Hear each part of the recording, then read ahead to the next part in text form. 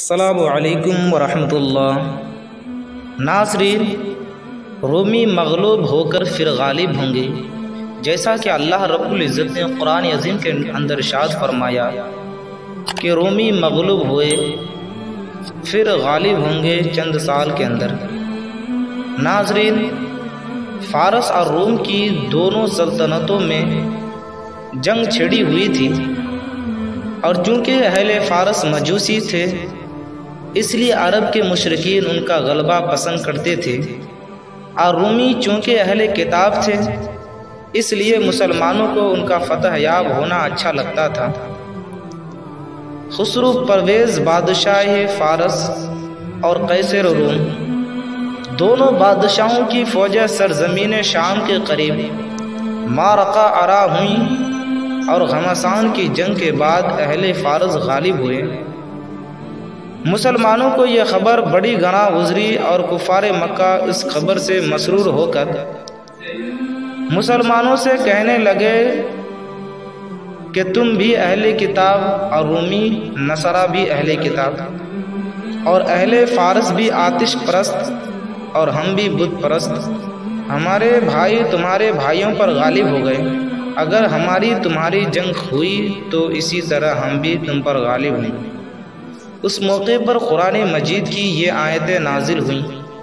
جن میں غیب کی خبر دی گئی۔ الف لام میم غلبت الروم فی ادنی الارض وهم من بعد غلبهم سیغلبون فی بضع سنین۔ اللہ فرماتا ہے رومی مغلوب ہوئے پاس کی زمین میں، اور اپنی مغلوبی کے بعد عنقریب غالب ہوں گے چند برس میں۔ ناظرین، حضرت ابو بکر صدیق رضی اللہ تعالی عنہ نے ان آیات کریمہ کو سن کر کفار مکہ میں یہ اعلان کرا دیا کہ خدا کی قسم رومی اہل فارس پر غلبہ پا جائیں گے، لہذا اہل مکہ تم اس وقت کے نتیجہ جنگ سے خوشی نہ مناؤ، چونکہ بظاہر رومیوں کے فتح یاب ہونے کے اسباب دور دور تک نظر نہ آتے تھے، اس لیے ابی بن خلف آپ کے بالمقابل کھڑا ہو گیا، اور آپ کے اور اس کے درمیان 100 اونٹ کی شرط لگ گئی کہ اگر 9 سال کے اندر رومی غالب نہ آئے تو حضرت ابو بکر صدیق رضی اللہ تعالی عنہ 100 اونٹ دیں گے، اور اگر رومی غالب آ جائیں تو ابی بن خلف 100 اونٹ دے گا۔ ناظرین، اس وقت تک جو اسلام میں حرام نہیں تھا، خدا کی شان کے ساتھ ہی برس میں قرآن کی اس غیبی خبر کی صداقت کا ظہور ہو گیا، اور خالص صلح حدیبیہ کے دن 6 ہجری میں رومی اہل فارس پر غالب ہو گئے، اور رومیوں نے مدائن میں گھوڑے باندھے اور عراق میں رومیہ نامی شہر بسایا، اور حضرت ابو بکر رضی اللہ تعالی عنہ نے شرط کے 100 ابی بن خلف کی اولاد سے وصول کر لیے،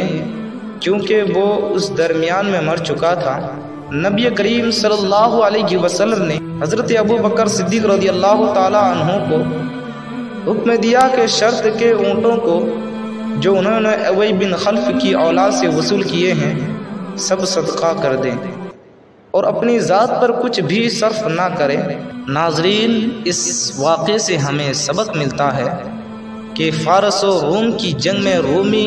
اس درجہ شکست کھا چکے تھے کہ ان کی عسکری طاقت ہی فنا ہو گئی تھی، اور بظاہر ان کے فتح یاب ہونے کا کوئی امکان ہی نہیں تھا، مگر 7 ہی برس میں